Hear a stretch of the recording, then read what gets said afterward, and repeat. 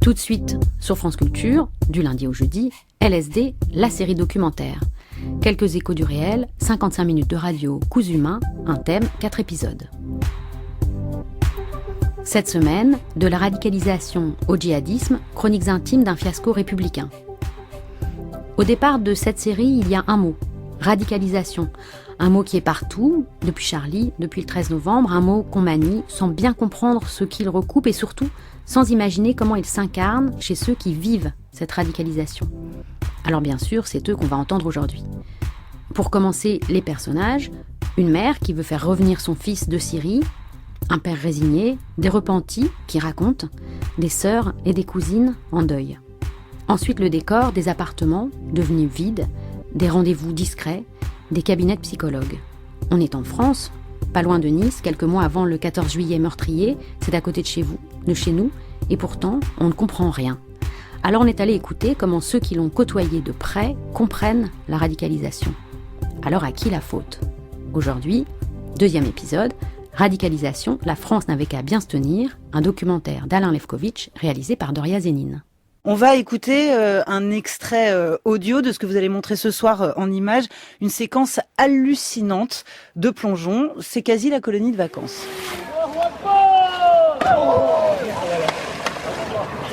Ces gens-là, qui sont tout en haut, ces deux jeunes, en fait, c'est la représentation de la hijra. Parce que Cheikh Anwar al-Awlaki, il a dit que la hijra, c'est comme lorsqu'on est en haut d'une falaise et qu'on se jette sans savoir sur quoi on va tomber. Ça peut être des rochers ou de l'eau. Donc c'est un peu l'image de la hijra. Vous pouvez faire un son supérieur et tout. Attention. Vas-y. Wallah Akbar. Allez.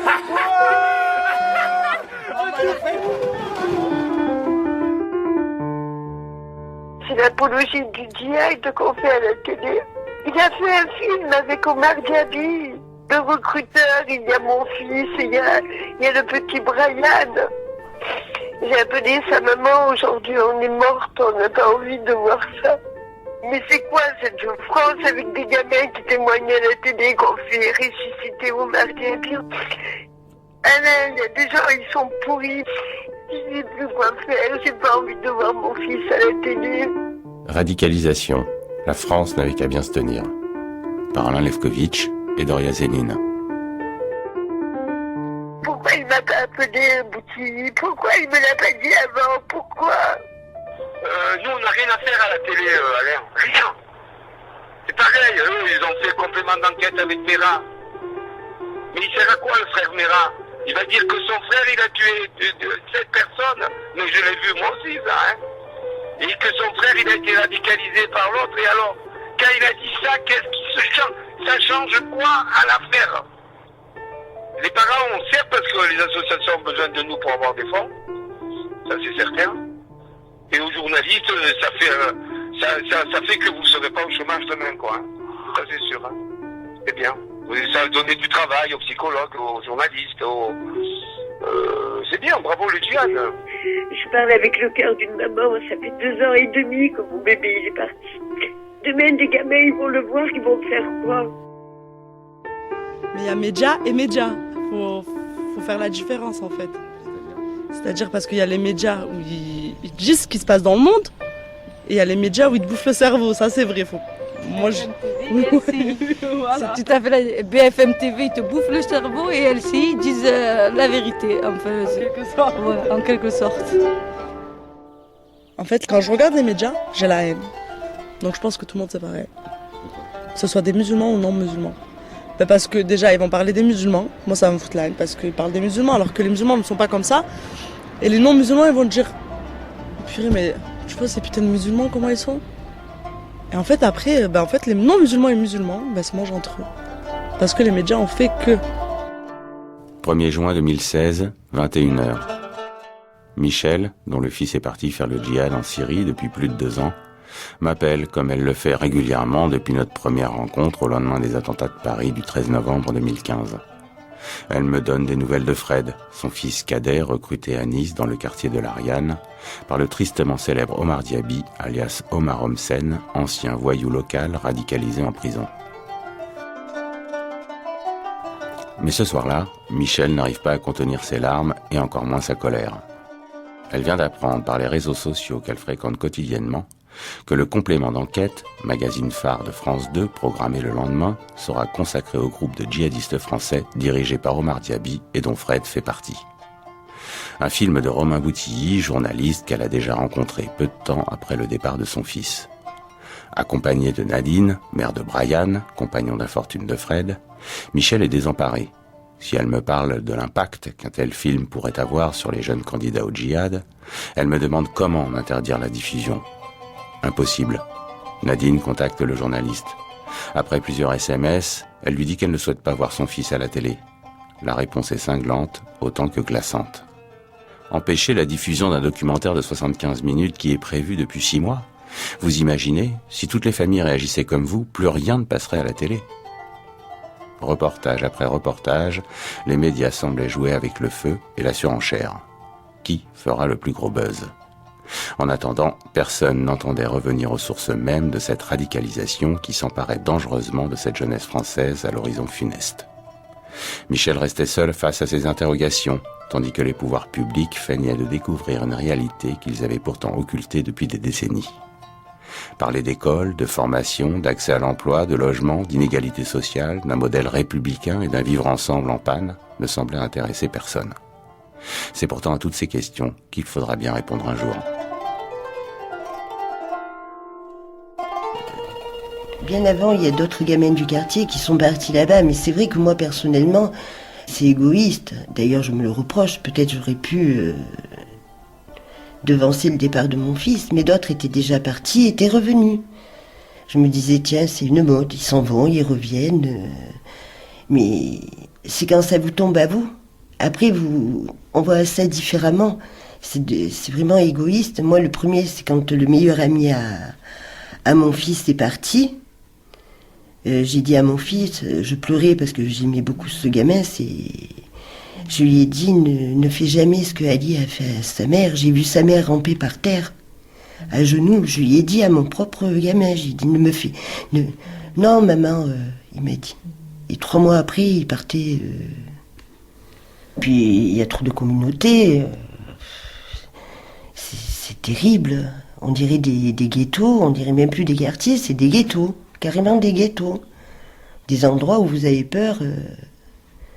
Vous vous dites, on se sent plus chez nous. On n'est plus chez nous. Je suis désolée, on parle même plus le français. On se sent plus chez nous. Non, moi le changement, comme je dis, je ne changerai jamais d'avis, ça fait depuis 3 ans. Je suis désolée de dire ça, mais ça fait depuis 3 ans que je vois de plus en plus de femmes voilées, de plus en plus de gens qui se... Limite, le français moyen s'en va. Ils s'en vont des quartiers, ils ne peuvent plus. On peut plus. Il n'y a plus de respect, il n'y a plus de... Il faut, c'est malheureux à dire. Je le dis, c'est pas beau ce que je vais dire. Mais mes amis sauront que je parle pas pour eux. Mais je pense que il faudrait intégrer ces gens qui arrivent, qui n'ont pas la même religion, les mêmes... il faudrait essayer de leur faire comprendre que qu'il faut qu'ils adaptent à nous, que nous, on peut pas toujours s'adapter à eux non plus. On peut pas, on essaye. Moi, j'ai essayé. Je suis pas... On m'a traité de raciste, je suis pas raciste. Je ne suis pas raciste. Pas du tout. Vraiment pas. Mais parfois, je me dis, mais c'est quoi ? On laisse trop faire. On devrait éduquer les parents et peut-être... on pourrait être tous bien ensemble. Je me pose un tas de questions. Je me dis, est-ce que parce que je suis restée dans ce quartier, j'aurais dû faire comme d'autres, entre guillemets, Français, qui sont partis parce qu'ils en avaient marre, Voilà. Je me dis, j'aurais dû partir. Je regrette. Moi, je trouve ça dégueulasse. C'est dégueulasse. En fait, de tous les mettre dans des cubes, en fait, c'est les mettre à part. C'est les mettre à part pour moi. Dunyazad, Scheherazade et Zumurud, proche de djihadistes morts en Syrie. Mais en fait, ça a été fait exprès parce qu'apparemment, quand il y avait les immigrés et tout, eh ben, ils avaient construit des... Moi, je trouve ça sympa de construire des trucs pour... Mais ça a été tout le temps fait en dehors de tout ce qui est la ville, tout ce qui est... où tout se passe en fait. C'est comme Montpellier avec la Paillade. Il y a la ville et puis il faut prendre un long périph' pour aller à la Paillade. Et pourquoi la Paillade, elle serait pas juste à côté du centre-ville? Je sais pas. Les entassés dans des immeubles, il y a un seul ascenseur qui passe pas, ça tire la corde pour remonter les courses et tout. C'est des immeubles de 30 étages. C'est dégueulasse. C'est comme des moutons enfermés dans un enclos, c'est pareil. C'est pareil. Dans tous ces quartiers, la plupart, c'est tout ce qui est flics, gendarmes et tout, rentrent vraiment pas. Enfin, surtout les grands quartiers. Ils connaissent pas toutes les cachettes, faut dire ce qu'il y a. C'est des immeubles énormes, il peut y avoir même des pièces cachées là-bas. En sous-sol, sous terre, sous tout ce que vous voulez. Mais... Et pourquoi ils vont plus les flics dans ces quartiers? Parce qu'ils ont fait leur loi, en quelque sorte. Ces gens qui se sont ressentis rejetés ont fait leur propre ville, en fait. On est dans GTA, en fait, c'est ça. Ils ont fait leur propre ville. C'est ça. Et ouais, de se sentir rejeté, c'est ça. On veut se faire son propre monde. Mais pourquoi les policiers, justement, on parlait des policiers, des gendarmes, ne vont plus dans ces quartiers-là? Je sais pas, parce que s'ils veulent vraiment, ils peuvent y aller. S'ils veulent vraiment, ils peuvent y aller, ils ont tous les moyens d'y aller. Mais je pense qu'ils les évitent. Ils y vont de temps en temps pour montrer, on vient pas tout le temps, mais on est là. Mais ils les évitent, en fait. Ils les contournent, en fait, ils sont même pas dans cette ville. Dans les quartiers, maintenant, ça rigole plus, quoi. C'est armé, ça existe plus, l'arme blanche, hein. Ouais, c'est un État, quoi. J'ai envie de dire, c'est un État, c'est comme l'État islamique. Hein. Du jour au lendemain, c'est devenu un grand État. Du jour au lendemain, on va se demander pourquoi. Il n'y a rien pour les jeunes, en fait. Il n'y a rien. Surtout les enfants d'immigrés, je pense. Après, les enfants d'immigrés, franchement, on est rejetés. On est autant français que les Français eux-mêmes, quoi. Mais en fait, on n'est pas français pour la société française, on n'est pas français. On allait à l'école, ils nous disaient vous venez pour les allocations. Ouais. Ça se dit pas ça. En tout cas, moi personnellement, mais pareil, je touchais pas l'allocation. J'allais à l'école parce que j'étais obligée d'aller à l'école, c'est tout. Mais ça se dit vraiment pas ça. Mon père, ça fait depuis qu'il est en France, il travaille. Il a pas arrêté de travailler. Ma mère, pareil. Mon père n'est pas né ici, mais quand il est arrivé, depuis qu'il est arrivé, il travaille, il arrête pas. Il n'est pas en train de bouffer la France ou en train d'aller voler ou je sais pas quoi. Non, il respecte la France comme un Français, quoi. Comme il respecterait son pays d'origine. Après, ils mettent tout dans le même sac. Tout le monde dans le même sac, c'est de l'amalgame, quoi. C'est chiant, c'est lourd. Même nous, on a envie de partir. Mais où, on sait même pas. Parce que même dans notre pays d'origine, quand on va là-bas, on est des immigrés. On n'est même pas des Marocains ou des Algériens, on est des immigrés. En fait, on est nulle part chez nous. À part dans le bateau.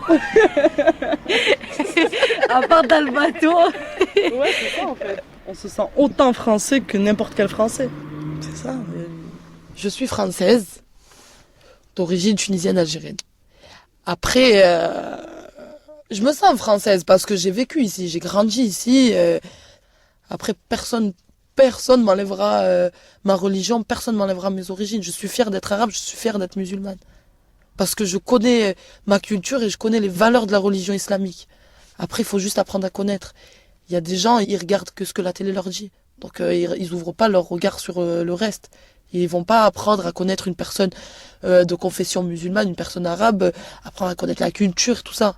Par contre, quand il s'agit de manger du couscous, là, ils les aiment, les Arabes. Mais je me sens française, mais l'État français m'enlève cette sensation. L'État français fait en sorte que les jeunes de quartier restent dans leur quartier, restent dans leur merde. Pourquoi c'est difficile pour tous ces jeunes de parler? On a l'impression que ici, dès qu'il y en a un qui parle, ça peut être dangereux pour lui ou pour son interlocuteur. Il y a une espèce d'omerta sur toutes ces thématiques ici. Alors sur le territoire, je pense qu'en effet c'est un peu particulier. Tous ces jeunes se connaissent, même s'ils se fréquentent pas trop. Donc il y a des grosses suspicions de qui traîne avec qui fait quoi. Finalement il y a un peu une ambiance de petit village. Marianne est psychologue à la mission locale de la petite ville du Var où vivent Dounyazad, Scheherazade et Zumurud. 3 jeunes filles qu'elle reçoit toutes les semaines depuis le départ et la mort en Syrie de leurs frères et cousins. Un long travail de reconstruction et une confiance à regagner. Il y a une grosse méfiance vis-à-vis des médias, des politiques, même avec les élus de terrain. Les relations sont très compliquées. Et c'est difficile du coup de témoigner à visage découvert. Pourquoi ça les dérange de témoigner, sachant que les autres peuvent savoir qu'ils ont témoigné ? Je pense que ce qu'ils se disent au fond, c'est qu'ils vont être considérés comme des balances aux journalistes. Et je pense que c'est pour ça qu'ils préfèrent être cachés. Il y a quand même un gros clash avec les journalistes. Il y a certains qui se sont exprimés déjà et je pense qu'ils n'ont pas été très satisfaits du résultat. Moi, le jeune qui est enragé, je l'ai en face de moi tous les jours. Tahar Akermi, travailleur social dans le sud de la France. Je dis bien les jeunes enragés, je les ai en face de moi tous les jours. Non. Ça veut dire quoi un jeune enragé ? Un jeune qui n'a pas sa place dans la société, quoi. Qui estime qu'il n'a pas sa place. Il vient réclamer ses droits. Qui n'a pas d'envie. Vous partez sur un projet avec lui, il n'a pas envie de le finir parce qu'il ne voit pas de perspective, parce qu'il voit que c'est une société qui ne croit pas en lui, parce qu'il voit qu'il est montré du doigt en permanence. C'est des signes en fait qui sont pratiquement, je dirais, presque subliminales. Mais c'est ressenti tout ça. C'est ressenti au quotidien. Vous savez, un jeune qui est issu d'immigration, il a le cul entre deux chaises, entre deux cultures. En même temps, c'est une richesse, mais si vous n'avez pas les capacités à les décoder et à les comprendre, vous êtes perdu. Vous êtes perdu. Et qui doit être là pour vous aider en fait à décoder tout ça ? C'est pas évident. Franchement, c'est pas du tout évident. Donc ça, ce sont les difficultés. Alors, c'est pas dit comme ça verbalement, mais vous êtes amené à le comprendre, ça. Quand il vous parle de ses problèmes de sa famille, pas de boulot, par les problèmes de l'habitat, par exemple. Ça, c'est pareil, ça aussi, le problème de l'habitat. C'est un réel problème. Est-ce que c'est normal qu'il y ait des gens qui habitent avec un jardin de 600 mètres carrés, plein de verdure, et puis là, 300 mètres d'habitation, et puis vous avez ceux qui habitent dans un HLM entassés les uns sur les autres. Je suis désolé, moi je ne veux pas faire d'explications philosophiques ni sociologiques, mais entasser les gens les uns contre les autres, forcément, on se pisse dessus, on se chie dessus, on fait du bruit, on s'engueule, on se truc. Donc forcément, ça a des conséquences, tout ça. Tout ça, ça se construit aussi. C'est une façon de concevoir une société. Mais je pense que moi, le problème, alors là c'est un avis, je peux certainement me tromper, mais je pense que les problèmes de colonie ont véritablement une résonance dans nos consciences, à tous, je dis bien à tous comme on est, mais catastrophique. Il y a des choses qui n'ont pas été dites. Il n'y a pas de franchise, on ne se dit pas les choses. Et forcément, si on ne se dit pas les choses, forcément, c'est comme un couple, quoi. Je veux dire, si vous ne dites pas les choses, il va venir un jour, ça claque, quoi. Ça pète. Ça pète par des séparations, des divorces. Voilà. On est dans une société, en fait, qui est divorcée avec elle-même, quoi. C'est ça qui est grave. Alors, un couple peut aussi s'asseoir autour d'une table et parler de ses problèmes. Mais parler de ses problèmes. Si ça a éclaté, c'est qu'on a des problèmes. Donc, parlons-en. Même si c'est difficile. Parlons-en. Aujourd'hui, j'ai presque 50 balais. Je suis un pur produit de ce qu'on appelait les grands frères. C'est la politique des grands frères. C'était Mitterrand qui a créé ça, la politique des grands frères. C'est-à-dire qu'on prenait le grand de la cité qui est plus ou moins respecté un peu. Généralement, c'était plutôt un rapport de force plutôt qu'autre chose. Et on lui disait, tiens, la mairie va t'embaucher, puis on va t'appeler médiateur. Mais ces mecs-là, ni formés, ni... souvent, ils ne savaient ni lire ni écrire. On lui disait, tu vas faire respecter la règle dans ton quartier. Mais franchement, moi quand je pense à ça, je suis critique, je suis issu de ça. Dans les années 90, effectivement, moi je pense qu'il y a une conscience, je pense qu'il y a une réelle volonté. On a mis les moyens financiers, mais je pense que la réflexion n'y était pas.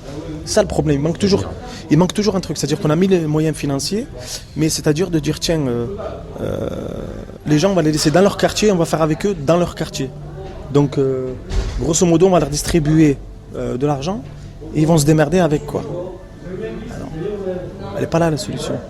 Dire, au contraire, les gens il faut les sortir de leur quartier, les amener vers d'autres quartiers, les amener vers les autres, comment les autres vivent leur situation sociale et compagnie, et la croiser avec les autres.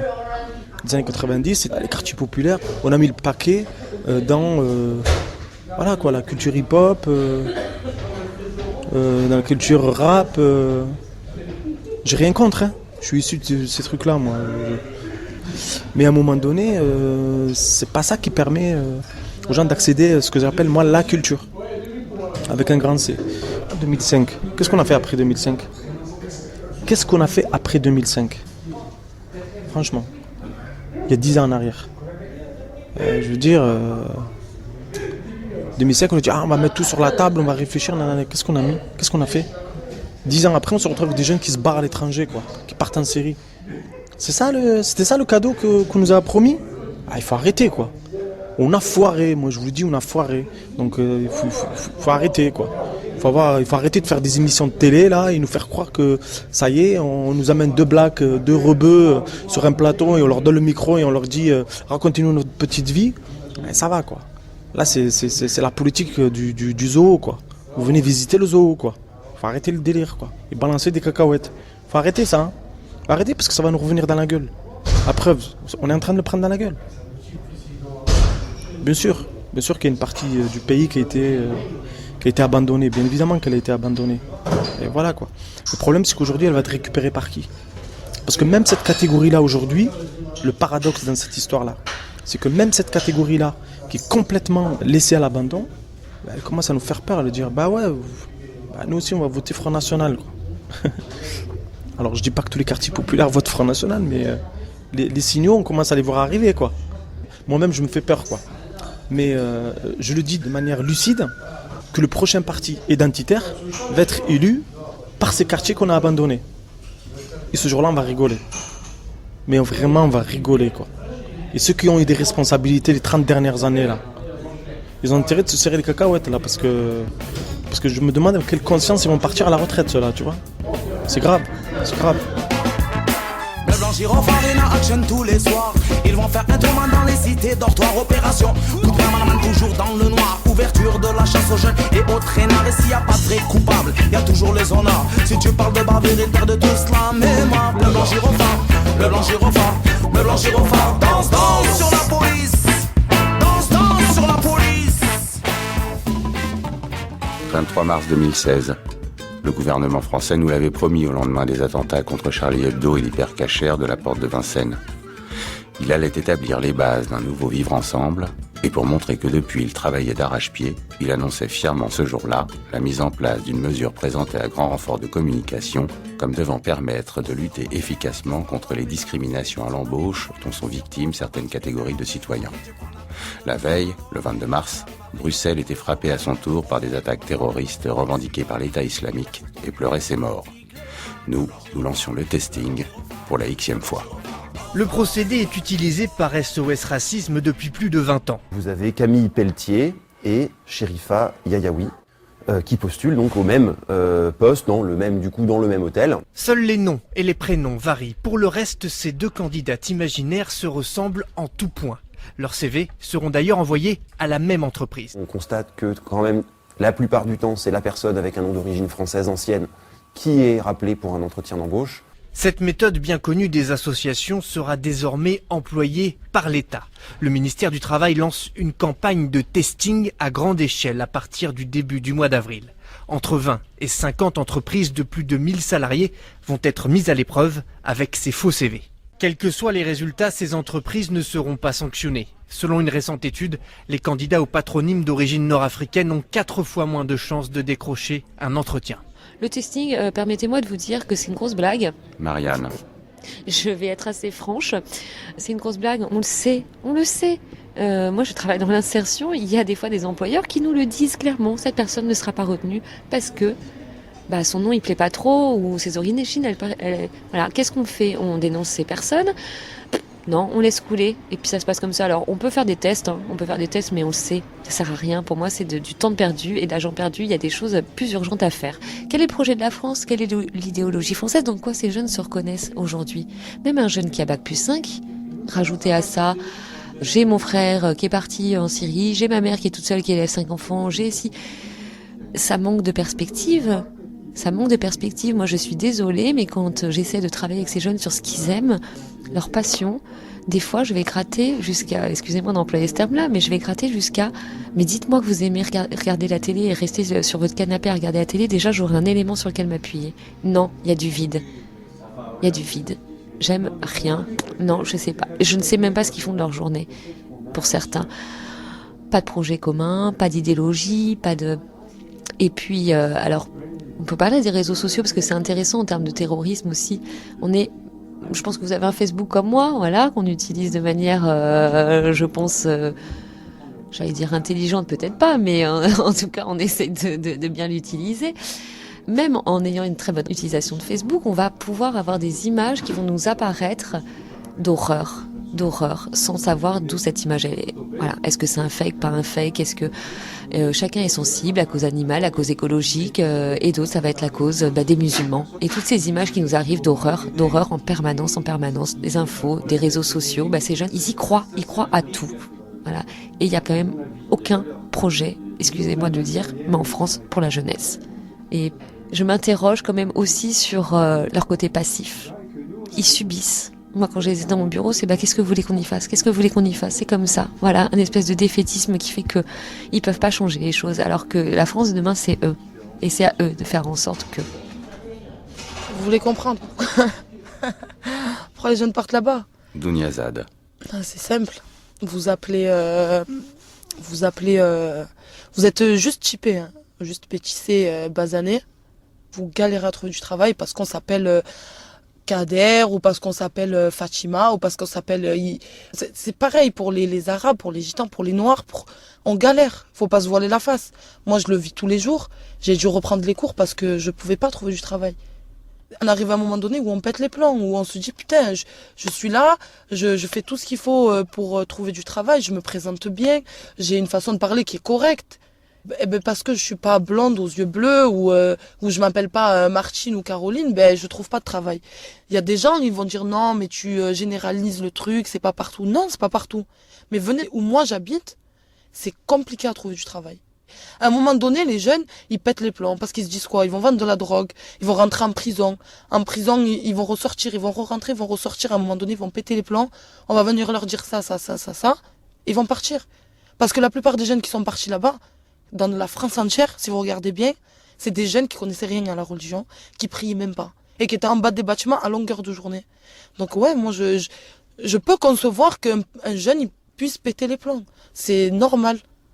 Parce qu'on est voilé ou parce qu'on a une barbe ou parce... Il y a des gens, ils sont barbus, ils trouvent du travail. Mais pourquoi? Parce qu'ils s'appellent Julien, parce qu'ils s'appellent Nicolas. Mais un rebeu, un arabe, qui va avoir une barbe, mais qui sera pas dans la religion, juste parce qu'il va avoir une barbe et qu'il va s'appeler Mohamed, on va dire non, lui c'est un musulman, c'est un extrémiste parce qu'il a une barbe. Ou on va avoir une fille voilée dans la rue, c'est une extrémiste parce qu'elle est voilée. Alors que ça n'a rien à voir. Il faut arrêter de tout mélanger, c'est n'importe quoi. Je dirais tout simplement que l'homme ne vit pas que de pain. Je veux dire que... Emmanuel Fidalgo, responsable à Marseille d'une des plus grosses missions locales de France. Que j'ai un bac plus 5 ou que j'ai un bac moins 5, et encore un bac moins 5, je suis peut-être plus pratico-pratique dans la vie qu'un bac plus 5. D'accord, il faut que je bouffe, quoi. Il faut que La question qui se pose pour moi, c'est le regard qu'on me porte. Hein. C'est terrible parce que les gens pourraient finir par croire que c'est telle religion qui produit tel monstre. Je pense pas que ce soit la religion qui produit le monstre en soi. Si, une religion peut produire des monstres, mais je pense pas que ce soit la religion qui produise les monstres. Je pense que c'est tout simplement le manque de regard, de bienveillance et de regard qui grandit l'autre qui fabrique des monstres. Un être humain, il réagit pas au fait qu'il a pas bouffé. Hein. Il réagit au fait que tu l'aimes ou que tu l'aimes pas. Hein. Et s'il sent que tu l'aimes pas, plus son niveau est grand, plus il a des arguments pour expliquer ou pour comprendre pourquoi tu l'aimes pas. Il est cultivé, il connaît son histoire, il sait d'où il vient. Et tout, il sait ce qu'on lui a raconté, il sait ce qu'on a tronqué dans l'histoire. Prenez les Noirs américains, ils ont reconstruit l'histoire des Noirs d'une façon un peu curieuse, des Noirs africains, que même les Africains ils s'étonnent. Hein. Donc d'accord, donc voilà, les gens se reconstruisent, parce qu'après tout, un bac plus 5 c'est comme papier. Hein. Mais si je sors pas du bac plus 5 avec la possibilité d'aller m'insérer dans un métier de niveau bac plus 5, oui, on en revient toujours à cette question-là de la place, de trouver sa place là. Donc voilà quoi, j'aurais montré ce que je sais faire, parce que je suis brillant, je suis intelligent, j'ai eu les moyens d'y arriver, d'étudier, etc. Mais après maintenant se pose la vraie question, ma vraie place. Quelle est ma place? C'est pas le papier qui va me le donner. C'est ce que je vais apporter moi, mais si on veut pas que je l'apporte ici, je l'apporte ailleurs. La jeune fille qu'on a rencontrée parle beaucoup de religion, la peur qu'on lui enlève sa religion. Elle utilise la religion comme une espèce de drapeau identitaire. C'est quoi la place de l'islam ? Moi, je pense que c'est central parce qu'on le centralise. On en parle partout. On en parle dans les médias, on en parle à l'école, on en parle dans les associations. Donc forcément, les jeunes se raccrochent aussi à ça. C'est un phénomène nouveau.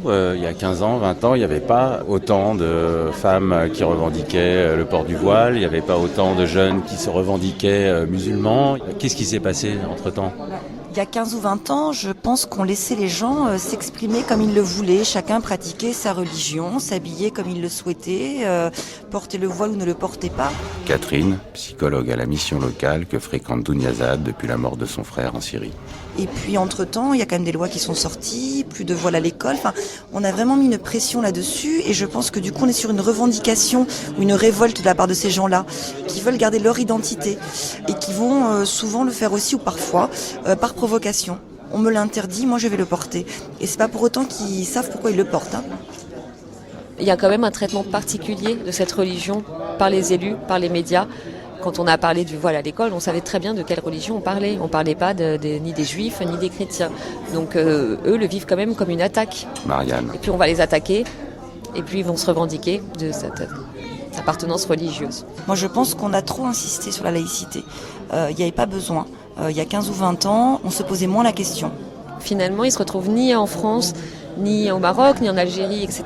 Par contre, ils se reconnaissent sur Internet. Et allez voir les Facebook de ces jeunes, ils ne parlent que de religion sur Internet. Et c'est là quelle est leur identité. En tout cas, moi, c'est ce que j'en conclus. Là, ils ont un espace Internet pour s'exprimer, pour se revendiquer. Et finalement, ils se retrouvent avec d'autres dans cet espace-là. Alors, plus sur notre territoire, mais dans l'espace Internet. On a l'impression que la religion, c'est vraiment le centre de leurs préoccupations, ce qui est assez étrange quand on a 15 ans ou 20 ans. Moi, je pense que c'est préoccupant et inquiétant que ça soit le centre de leur réflexion et de leurs échanges. Alors, où ils ne croient plus en ce qui se passe à l'extérieur, et du coup, ils se rabattent sur la religion. Moi, je pense que c'est ça. Ils ne croient plus au travail, ils ne croient plus à la formation, ils ne croient plus à l'avenir, et ils ne veulent pas faire de projet. Et ils se bloquent sur la religion. Et moi, ça m'inquiète, parce que le monde, il n'est pas fait que de la religion. On a quand même une jeunesse qui n'a pas un très bel avenir devant elle. Alors nous, c'est pas du tout le genre de propos qu'on tient auprès des jeunes. Hein. On les motive, on les rassure, on essaie de leur proposer, je dirais, un monde meilleur. Mais la réalité, c'est pas ça. Et ils en sont bien conscients. Maintenant, j'ai pas le sentiment que ça soit le cas de toutes les religions. Mais je trouve que c'est très très présent au niveau des jeunes musulmans. Comment vous expliquez que ça soit spécifique, entre guillemets, aux jeunes musulmans ?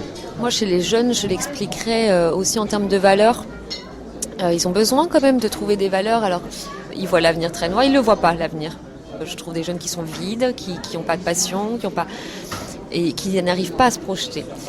Du coup, ils ont quand même besoin, alors on va reparler de l'identité, on va reparler de tout ça, mais si on ne se sent pas français, qu'on ne se sent pas marocain, on se sent musulman.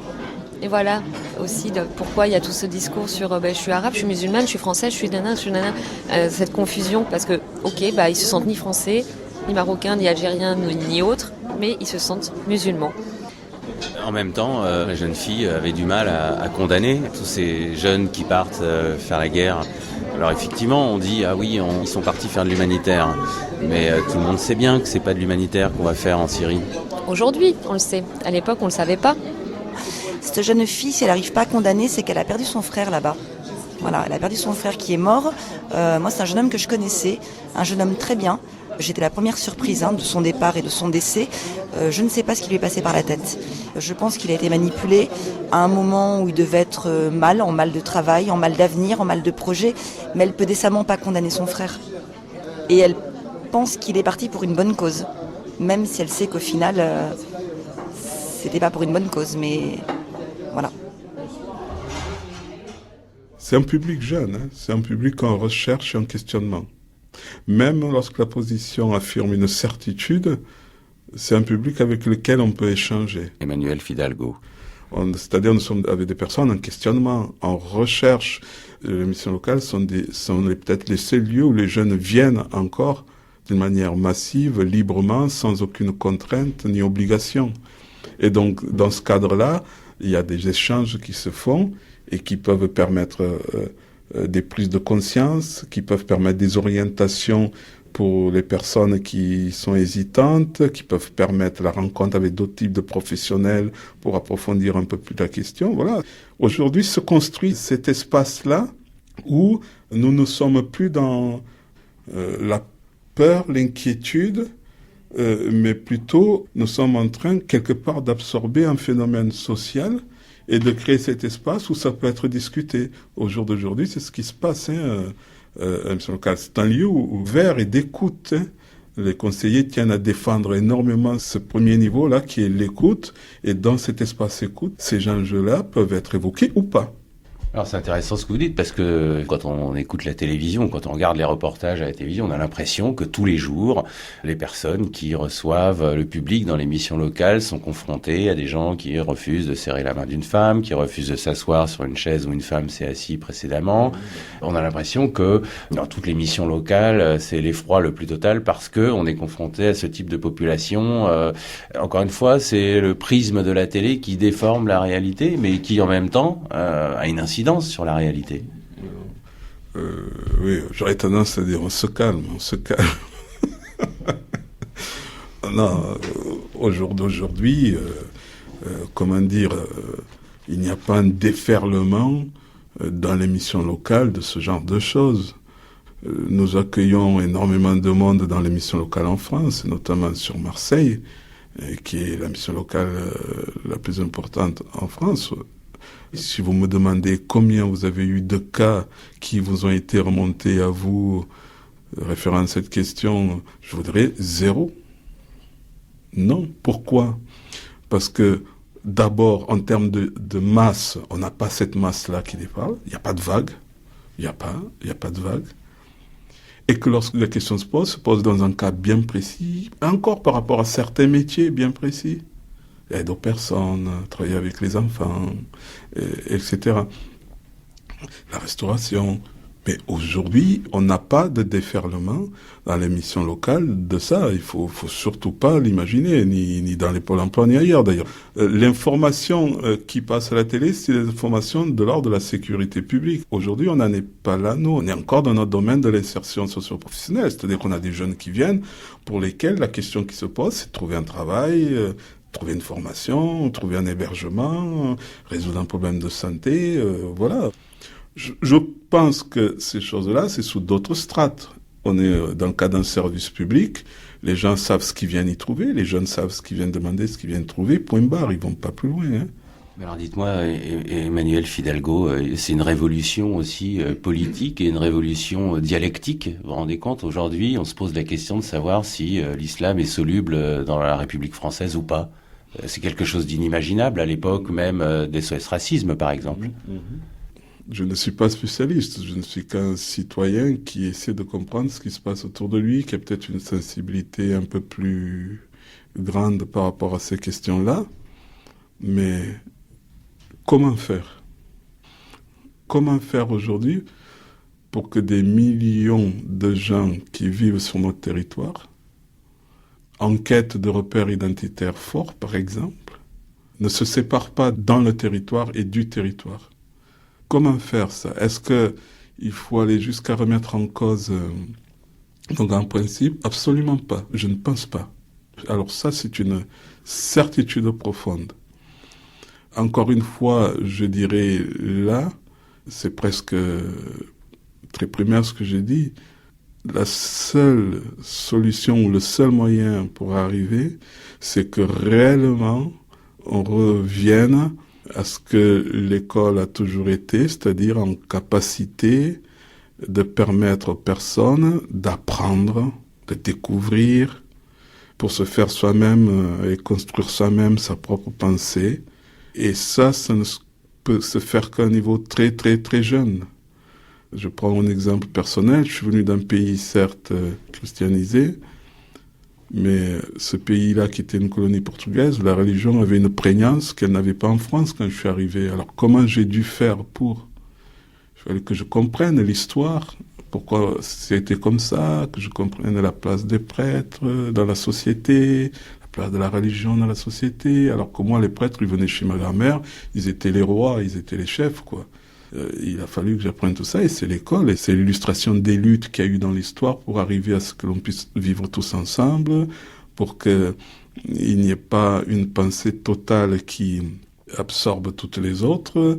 Et ça, c'est la découverte de la pensée laïque qui m'a permis de comprendre ça, de comprendre que on pouvait vivre tous ensemble sans avoir à être dans des rapports de domination.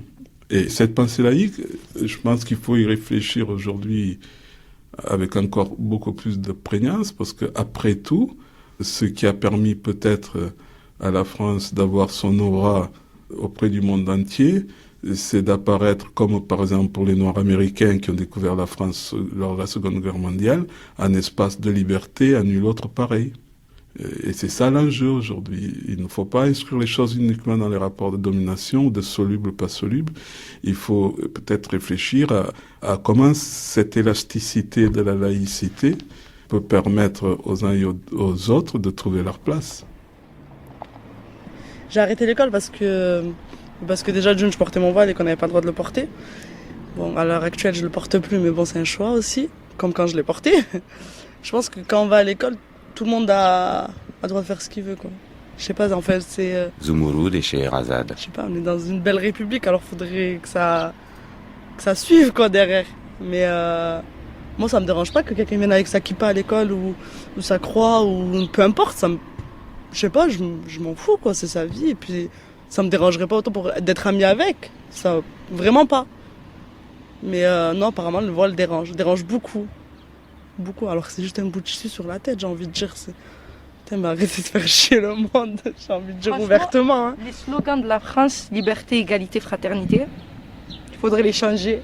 C'est pas du tout liberté, égalité, fraternité. On n'est même pas libre de mettre le voile tranquille. Il y en a qui se font cracher dessus, il y en a qui se font agresser. L'école aussi. L'école, moi j'ai eu des professeurs qui m'ont dit t'arriveras à rien dans ta vie. Parce que je m'intéressais pas aux cours. Dunyazad. Je sais pas, venant d'un prof, je trouve ça un peu petit. T'es pas là pour rabaisser l'élève. T'es là pour lui faire comprendre, lui apprendre.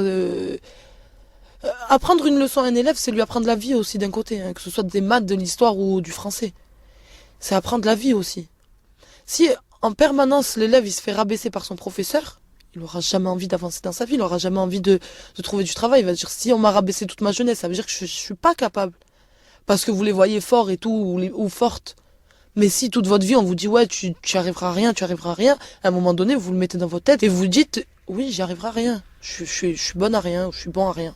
Alors dans ce pays où on considère que l'école est formidable et que l'école permet à tout le monde d'avoir la même chance, on pense que tout ça c'est de la faute des parents, qui n'éduquent pas leurs enfants, qui ne s'occupent pas de leurs enfants, qui laissent les enfants traîner très tard le soir dehors, que les parents seront absents pour faire le suivi scolaire, pour les aider à faire leurs devoirs, et que par conséquent, livrés à eux-mêmes, tous ces enfants seraient réceptifs à plein de choses, et notamment à ces gens qui retournent le cerveau de tous ces jeunes qui décident de partir en Syrie. Bon, déjà l'école, on va pas se plaindre en France. L'école, c'est ouvert pour tout le monde, c'est gratuit. Il y a beaucoup qui n'ont pas cette chance-là dans le monde. L'éducation, c'est important. Après, dire que les parents n'éduquent pas leurs enfants, non. C'est pas la faute des parents, hein, loin de là. Les parents, la vie scolaire, ok, ils rentrent chez eux, ils regardent les cahiers des enfants, t'as fait tes devoirs, nanana. Pour moi, c'est pas les parents. Les parents, ils ont fait tout ce qu'ils pouvaient pour éduquer leurs enfants. On remercie nos parents parce que grâce à eux, on est là où on en est aujourd'hui. Après, ceux qui partent en Syrie, perdre son enfant dans une guerre, je pense qu'aucun parent ne le souhaite. Qu'il soit musulman, qu'il soit français, qu'il soit juif, qu'il soit athée, qu'il soit n'importe quoi. Personne ne le veut. Aucun parent, je pense, ne veut ça pour son enfant. Alors après, moi, je me suis quand même posé la question, juste une dernière chose aussi, est-ce qu'on laissait... Ça va être en contradiction un petit peu avec ce qu'on a dit, mais ça n'empêche pas.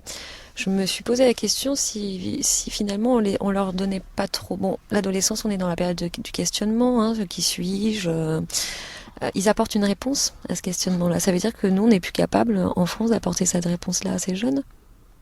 Qui je suis, où elle est ma place, etc. Eux, ils vont répondre à ça. Tu es l'élu, tu es... Voilà, ils vont trouver la réponse. Donc, voilà. est-ce que aussi nous on n'est pas trop à laisser le choix finalement à ces jeunes, qu'est-ce que tu veux faire ça, tu veux faire ça, tu veux faire ça. Là ils ont une réponse directe. Finalement on se demande si cette jeunesse elle n'est pas un peu perdue parce que très livrée à elle-même, très pas d'interdit, et finalement ils vont aller les chercher ces frontières, cette autorité, ces interdits, et ils vont peut-être la trouver là-dedans. Alors après, je n'ai pas tous les tenants et les aboutissants non plus, Daesh, Al-Nosra, je ne sais pas qui fait quoi, qui les manipule, qui leur parle, voilà, mais la réponse elle est individualisée. Voilà, en effet, ça va pas être à la même technique pour une jeune fille de 16 ans d'origine musulmane que d'un jeune homme de 18 ans qui n'a jamais rien connu à l'islam et qui d'un coup va se convertir. On est sur des choses très très différentes. Eux, ils répondent de manière individualisée. Donc nous, il faut qu'en France aussi, on trouve une réponse de manière individualisée, et c'est ce qu'on a du mal à faire. Parce que vous voyez, même dans les questions, quel type de jeune c'est, qu'est-ce qu'il y a, et les profils sont très différents, la classe sociale, elle est très différente, les niveaux d'études, ils sont très différents. Donc finalement, c'est pour ça que je vous disais tout à l'heure, je ne me baserai que sur le discours du jeune. Alors, comment faire dans une société très imperméable, finalement, avec un système éducatif qui, on le sait, reproduit les inégalités sociales. C'est l'égalité des positions et l'inégalité des conditions. Les enfants n'arriveront jamais tous armés de la même façon à l'école. Il y a des conditions aussi socio-économiques, il y a des conditions aussi culturelles, donc c'est pas que l'école. Et puis aujourd'hui, on cherche des solutions, mais qu'est-ce qui s'est passé entre il y a 20 ans, par exemple, et aujourd'hui dans cette société? Parce qu'on se dit, il faut trouver des solutions, mais qu'est-ce qui n'a pas fonctionné, ou qu'est-ce que cette société n'a pas fabriqué et qui a permis justement, on parle de déradicalisation, mais qui a permis la radicalisation? Qu'est-ce qui s'est passé?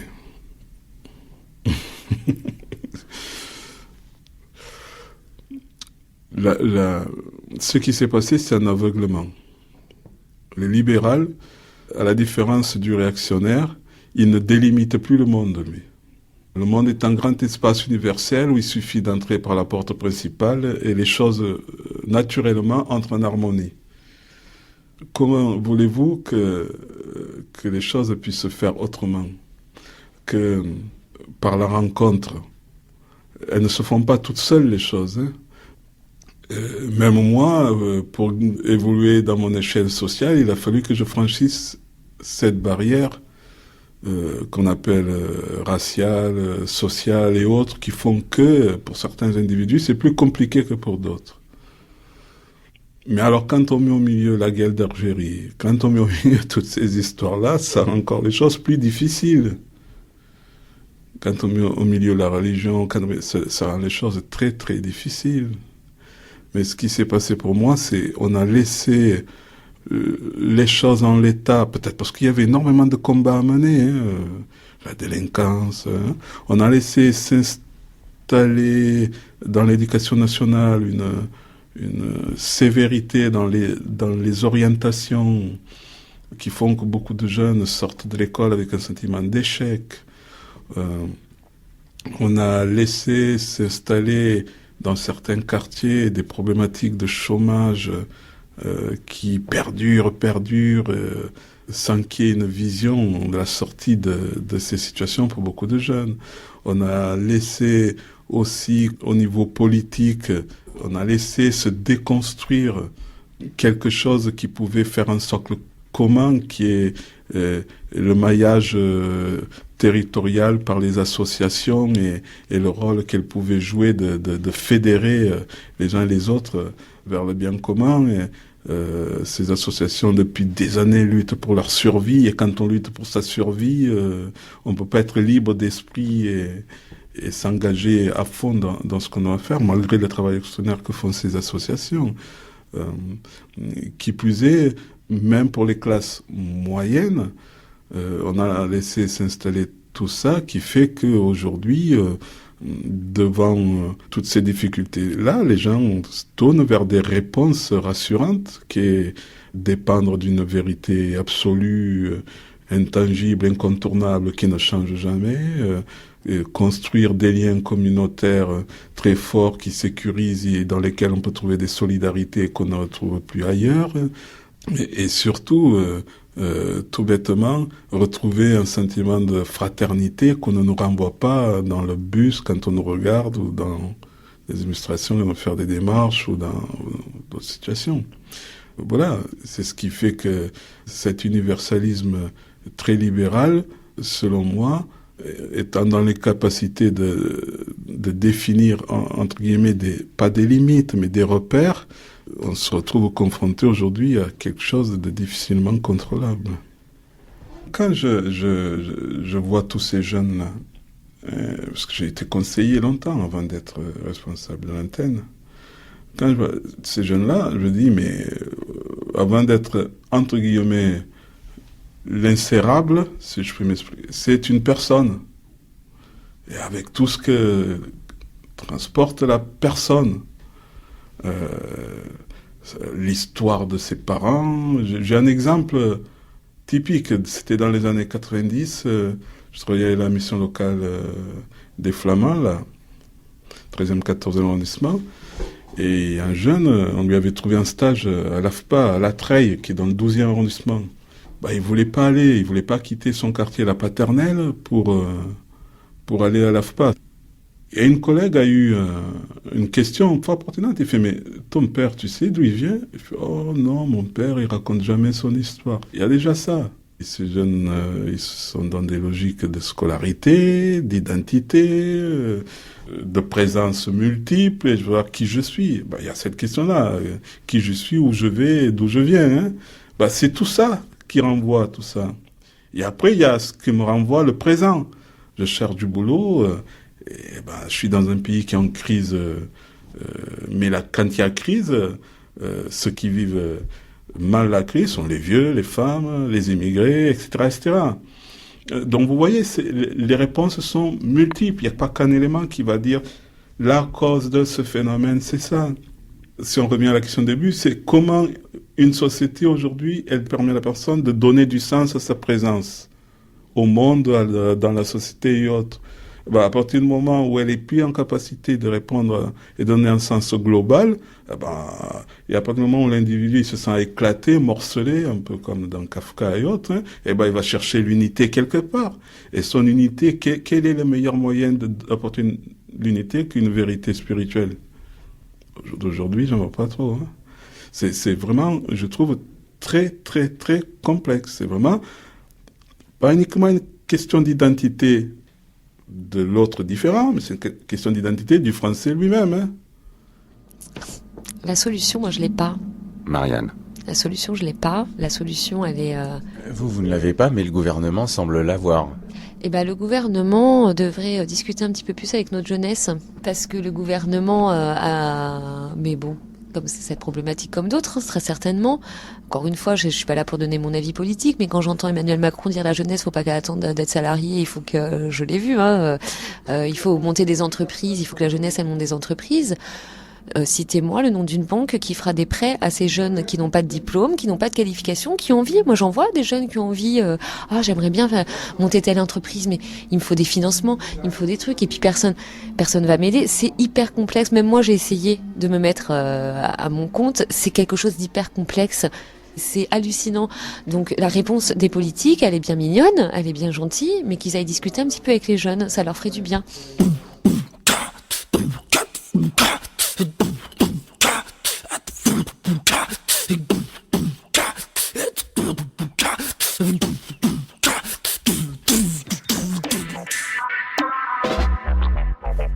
Merci à Michel, David Valat, Ivano, Zumurud, Scheherazade, Dunyazad, ainsi qu'à Marianne, Catherine, Tahara Kermi et Emmanuel Fidalgo. Radicalisation. La France n'avait qu'à bien se tenir. Réalisation Doria Zénine. Mixage Bernard Laniel. Attaché de production Marie-Venab Bolivier, Christine Bernard et Alison Sinard. Coordination Perrine Kervran. Un documentaire d'Alain Lefkovitch pour la série documentaire.